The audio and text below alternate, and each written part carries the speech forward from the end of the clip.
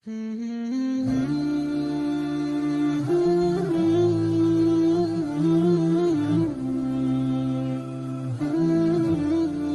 सईद खदरी रज़ियल्लाहु तआला अन्हु से रिवायत है, रसूलुल्लाह सल्लल्लाहु अलैहि वसल्लम ने फरमाया, जब कोई तुम में से जमाई ले तो अपना हाथ अपने मुंह पर रखे, इसलिए कि शैतान अंदर घुस जाता है। सही मुस्लिम हदीस नंबर 7491।